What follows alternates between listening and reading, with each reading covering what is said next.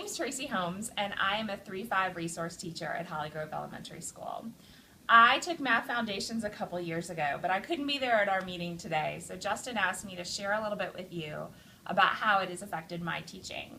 I would have to say that I was that teacher who had the most difficult time teaching math because I was a student who always just got it. I never understood why when I gave a student an algorithm, they couldn't just use it and do the operations that I was asking them to do. After taking Math Foundations, my whole world with regards to math completely changed. I have now realized that there are really 3 things that I need for math. One of them is me. The other is a board that I can write a hundreds board on, or use a hundreds board on, and a place value chart. And if I have those 3 things, all the other materials I use are really just supplemental. I don't need a program. I love number worlds, and I do use it with my students. I love math expressions and the way that it gives the students control over their math, and it uses Math Talk. But I think the most important thing in our math instruction really is us, the teacher, and understanding the importance of our base 10 system. My best example of how Math Foundations has really affected my students is a 5th grader that I currently have.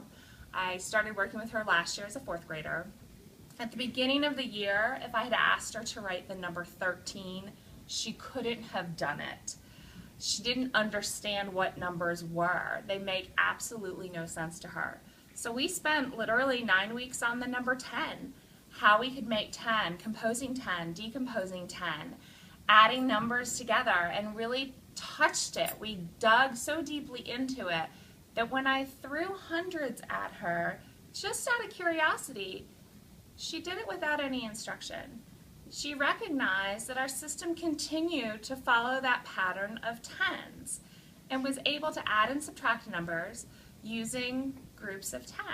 She still relies heavily on a place value drawing to do any of her work when it comes to subtraction, particularly when it involves trades between hundreds, tens, and ones. But I can now give her numbers as large as I want to, and she can add and subtract them.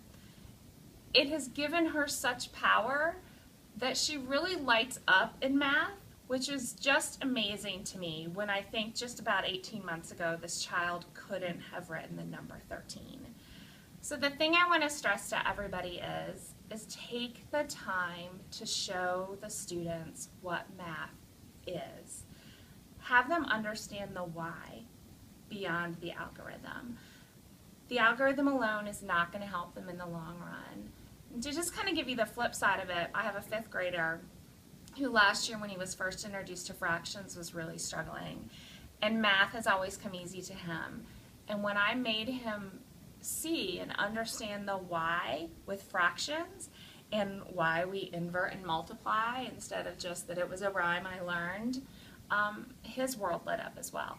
So it's important for both ends of the spectrum, and it's the thing that I go back to my general education teachers with the most. Take the time, have them see it in pictures, and let your students really understand why our system works the way it does. So please don't jump into algorithms.